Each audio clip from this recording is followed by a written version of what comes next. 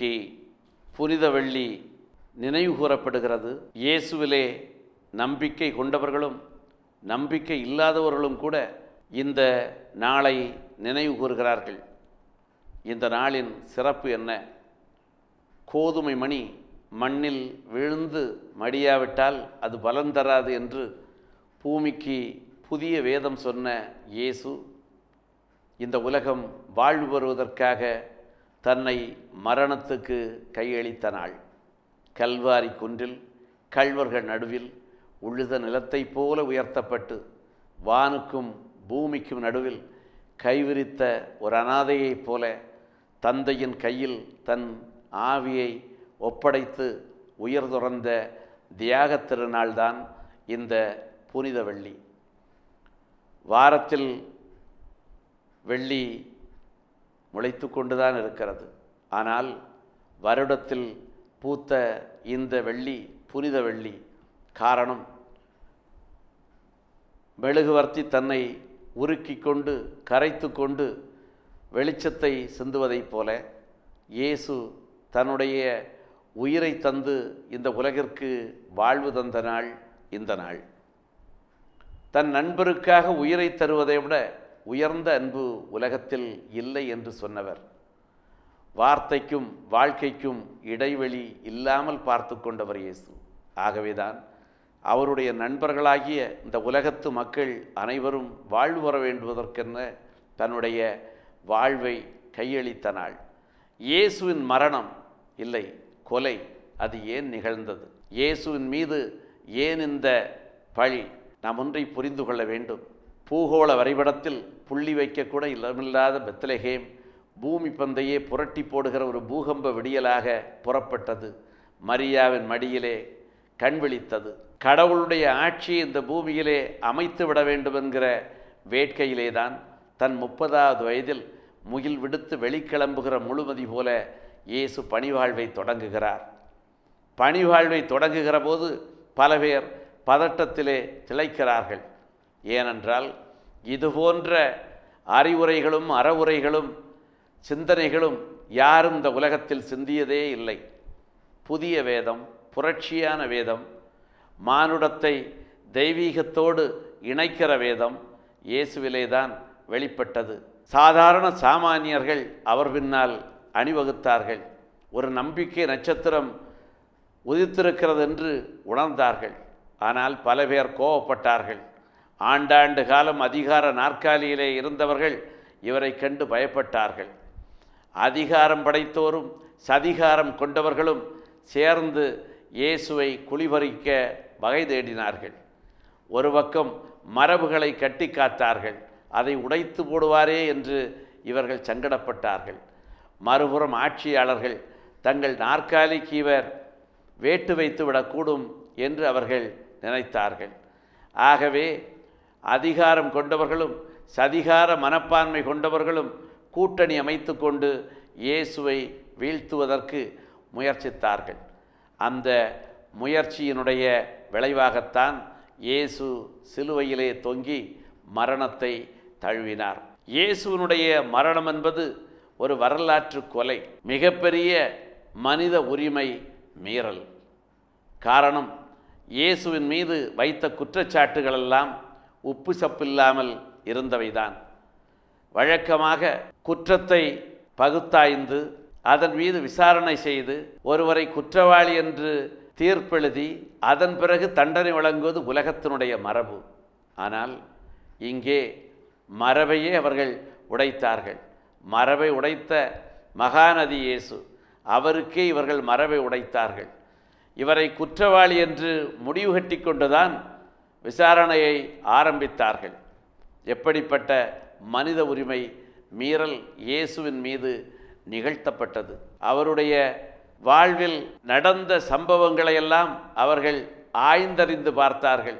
குற்றமென்று எதையும் அவர்களால் கண்டுபிடிக்க முடியவில்லை. ஆகவேதான் உப்பு சப்பில்லாத காரணங்களை சொல்லி அவருக்கு மரண தண்டனை தர வேண்டும் என்று அவர்கள் கொக்கரித்தார்கள். ஆனால் இறைவனுடைய திட்டம்தான் அது என்பதற்காக இயேசு அதனை ஏற்றுக்கொண்டார். இயேசு மரணத்தை தழுவிய இந்த புனித வெள்ளியில் இயேசு அநியாயமாக அக்கிரமாக கொலையுண்ட இந்த புனித வெள்ளியில் நாம் சிலவற்றை மனதிலே பதிய வைக்க வேண்டும். இன்றைக்கும் எத்தனை மனித உரிமை மீறல்கள், நீதிக்கு குரல் கொடுப்பவர்களுடைய குரல் வளைகள் வளைக்கப்படுகின்றன. மணிப்பூரிலே இயேசுவை ஏற்றுக்கொண்ட ஒரே காரணத்திற்காக கிறிஸ்தவர்கள் என்பதற்காக சிதைக்கப்படுகிறார்கள். அவர்களுடைய வாழ்வாதாரம் நசுக்கப்படுகிறது. காடுகளிலே தஞ்சமடைந்திருக்கிறார்கள். இந்த நவீன காலத்திலும் நாகரிக காலத்திலும் கூட மனித உரிமைகளை சிதைக்கிறார்கள். மனிதர்களை உயிரை பறிப்பது மாத்திரமல்ல, அவர்களுடைய நற்பெயரை பறிக்கிறார்கள், அவமானப்படுத்துகிறார்கள். ஆயக்கலைகள் 64 அல்ல, 65வது கலை உண்டு. அதுதான் அவமானங்களை சகித்து கொள்கிற கலை. இன்றைக்கு எத்தனை அவமானங்களை மக்கள் மீது ஏற்றி அவர்களுடைய வாழ்வை சிதைக்கிறார்கள், கெடுக்கிறார்கள். இயேசு உயர் நீத்த இந்த புனித வெள்ளியில் நம்முடைய சிந்தனைகள் இனி ஒரு இயேசுவை கொலை செய்துவிடக்கூடாது என்பதை உறுதியாக ஏற்றுக்கொள்ள வேண்டும். காரணம், நாம் வாழுகிற சமூகத்தில் நம் சகோதர சகோதரிகளை வார்த்தைகளால் கொலை செய்கிறோம். அவர்களுடைய நற்பெயரை கெடுத்து அவர்களுடைய சாவுக்கு காரணமாக இருக்கிறோம். அவர்கள் கஷ்டப்பட்டு சம்பாதித்த புகழையும் நற்பெயரையும் நொடி பொழுதிலே அழித்து விடுகிறோம். இயேசுவனுடைய ஆடைகளை அவிழ்த்து அவருக்கு அவமானம் சேர்த்தார்கள். இன்றைக்கு மனிதர்கள் எத்தனை பேரை அவமான ஆடைகளாலே சித்திரவதை செய்கின்றோம் என்பதை நினைத்து பார்க்க வேண்டும். இயேசுவை யூதர்கள் என்று சிலுவையில் அறைந்தார்கள் என்று சில பேர் இன்றைக்கு கோபப்படக்கூடும். அன்றைக்கு ஒரு இயேசுவை ஒரு சிலுவையில் தான் அறைந்தார்கள். இன்றைக்கு எத்தனை இயேசுக்களை எத்தனை சிலுவைகளில் அறைகிறார்கள். அப்பாவிகளை, குரலற்றவர்களை, வக்கற்று வகையற்று திக்கற்று திகையற்று நிற்கிற மக்களுக்கு நீதி கிடைக்கிறதா? நீதிமன்றத்தில் அவர்களுடைய நீதி நிலைநாட்டப்படுகிறதா? பணமல்லவா, அதிகாரமல்லவா அந்த நீதியின் வெல்லை வளைத்து விடுகிறது. ஏழைகளுக்கு நீதி எட்டாக்கனியாக இருக்கிறது.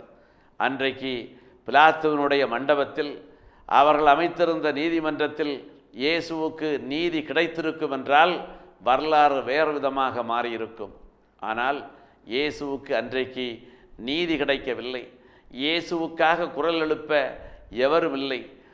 ஓசன்னா ஓசன்னா என்று ஓங்கி ஒலித்தவர்களெல்லாம் இன்றைக்கு ஒழிக ஒழிக என்று கூவி இயேசுவை மரணத்திற்கு தள்ளுகிறார்கள். நம் வாழ்விலும் எத்தனையோ பேர் தங்களுடைய குரல் வளைகள் நெரிக்கப்பட்டு தங்கள் உரிமைகள் மறுக்கப்பட்டு மனித பட்டியலிலே இடம்பெறாமல் வீழ்ந்து போகிறார்கள். அப்படிப்பட்ட நிலைகளிலெல்லாம் இயேசு கொல்லப்படுகிறார். இயேசுவை நாம் கொலை செய்து கொண்டே இருக்கிறோம்.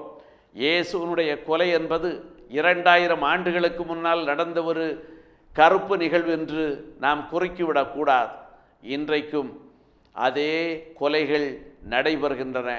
அப்பாவிகள், ஆதரவற்றவர்கள், குரலற்றவர்கள், இன்றைக்கு விளிம்பு நிலையிலே இருக்கிறவர்கள் பழிவாங்கப்படுகிறார்கள், கொலை செய்யப்படுகிறார்கள். அவர்களுடைய குரல் வளை நெரிக்கப்படுகிறது. நம் வாழுகிற சமூகத்திலும் அதுதான். பணமும் பதவியும் இன்றைக்கு அதிகார பீடத்திலே அமர்ந்திருக்கிறது.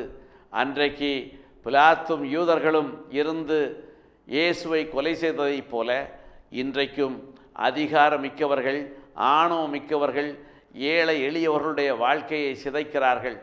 மனித உரிமையை அவர்கள் சிதைத்து கொண்டு மக்களை வாழவிடாமல் செய்கிறார்கள். வாழுகிற உரிமை இந்த உலகத்தில் எல்லா உயிருக்கும் உண்டு. ஊர்ந்து போகிற எறும்புக்கு கூட வாழுகிற உரிமை உண்டு. அதை தடுப்பதற்கு எவருக்கும் எந்த உரிமையும் இல்லை.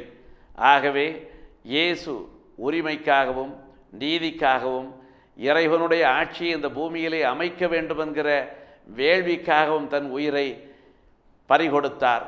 இன்றைக்கும் எத்தனை இயேசுக்கள் தங்களுடைய உரிமைக்காக குரல் கொடுப்பதிலே உயிர் கொடுக்கிறார்கள். ஆகவே இயேசுவின் மரணம் முடிவாக இருக்கட்டும். இனி ஒரு இயேசு சிலுவையில் அறையக்கூடாது என்கிற உறுதிமொழியை இந்த நாளிலே ஏற்போம்.